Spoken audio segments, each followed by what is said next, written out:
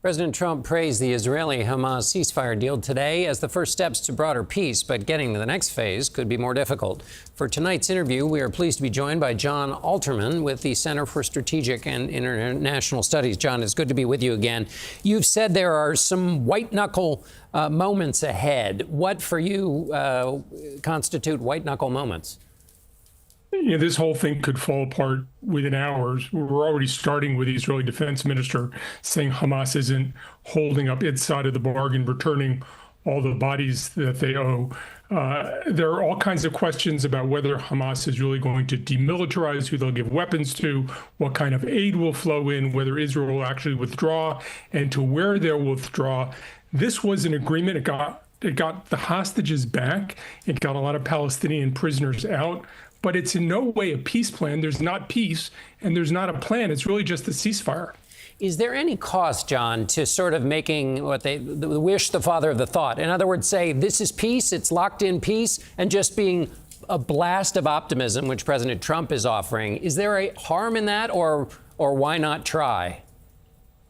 I think it's worth trying, and certainly the president gets tremendous credit for saying there's an opportunity to make a deal here after the Israeli attack on Doha on September 9th.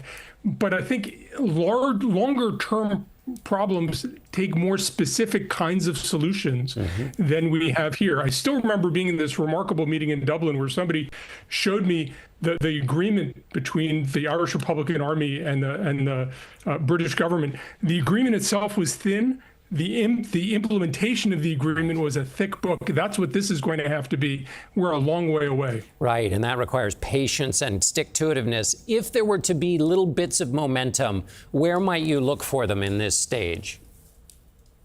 I think there are lots of reasons for Hamas to step back a little bit, but Hamas doesn't want to show it's gone. I think Israel is trying to regain its standing both in the international community. It wants to show the Trump administration that the president can deliver peace. My sense is that in the coming weeks, both sides are going to try to be on reasonably decent behavior. I'm worried in sort of the 2, 3, 4 month period, particularly if the U.S. gets distracted, then I think things could really flare up again. Although it's unclear where really either side could push things, given how much devastation there's been on both sides. What about the role for the U.S.? How do you see that? There's no question the U.S. made this happen. One of the questions is, how do you sustain making things happen? Steve Witkoff, after all, the president's negotiator, is also negotiating with Russia, Ukraine. He's also negotiating with Iran. He has a lot of other things on the agenda. One of the complaints about President Clinton when he was doing Arab-Israeli negotiations is people said he became the desk officer for this issue. He was spending hours every day on details.